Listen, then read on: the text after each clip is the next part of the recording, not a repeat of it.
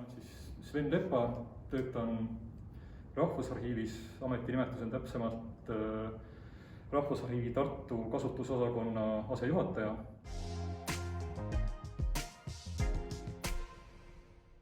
Rahvusarhiiv iseenesest siis nagu on asutus, mis siis kogub ja säilitab Eestis üks dokumentaalset pärandit kuskilt keskajast kuni tegelikult tänapäeva välja, nii-öelda riigiasutuste, kohalike omavalitsuste, aga ka nii-öelda eraisikute arhiive ja nii edasi.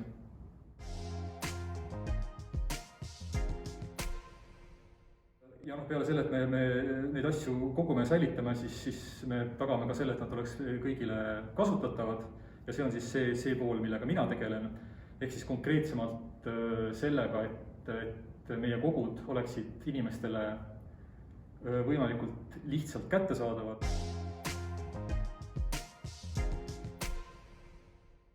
Et IT-haridust selle jaoks nii-öelda otseselt vaja ei ole, ütleme niimoodi.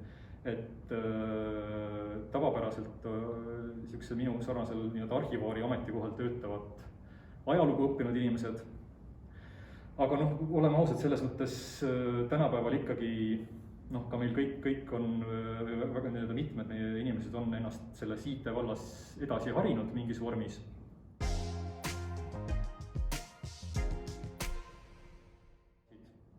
Me peame ise suutma suhelda oma programmeerijatega, kui andmebaasis midagi näiteks ei tööta, kui miski ei salvestu korralikult midagi sellist, et me peame suutma seda probleemi programmeerijale kirjeldada, mis eeldab ikkagi natuke sellist ühise keele leidmist, ehk siis natuke programmeerija maailmas mõtlemise oskamist.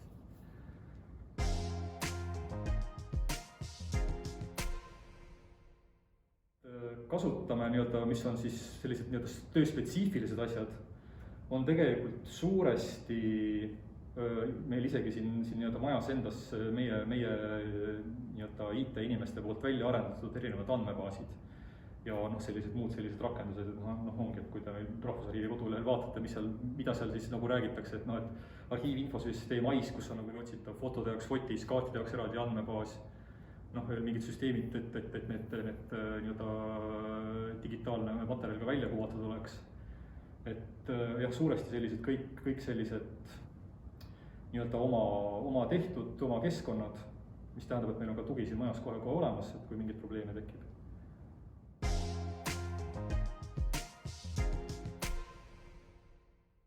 Abi on selles mõttes, et eks need IT-vahendid ja andmebaasid teevad meie elu ikka oluliselt lihtsamaks ja mis veel tähtsam on, teevad ka meie arhiivi kasutajate elu oluliselt lihtsamaks. Et kui mõelda, et mida me sellega tegelikult asendame, siis selliseid vanakooli paberkartoteeke, mis on loomulikult omajagu kohmakad, seda saab kasutada ainult kuskil üks inimene korraga. Et see materjal on kõigile selliselt avalikult kergelt kättesaadav, see on ka tegelikult arhiivimaterjalide kasutamist Eestis oluliselt tõstnud.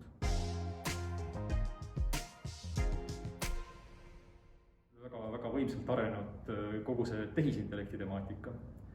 Ja ta on ka otsapidi mäluaastustesse jõudnud ka teistesse, ka Eestis muuseumid, raamatukogud on natuke sellega katsetama hakanud ja tegelikult ka meie siin Rahvusarhiivis.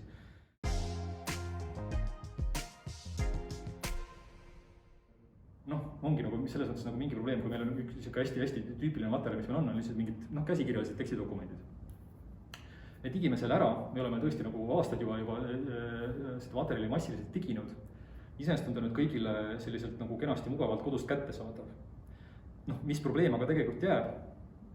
Kes seda kasutab, ütleme näiteks suuresti mingid genealoogid, kes oma esivanemaid otsivad ja võtavad selle mingi paksu raamatu nüüd digitaalselt ette, nad ikkagi peavad selle nüüd digipilte seal lappama selleks, et neid huvitava infoni jõuda. Ja mis tähendab, et me tahaks kuidagi jõuda selleni, et tegelikult see käsikirjaline tekst oleks ka masin loetav ja tänu sellele kergesti otsitav.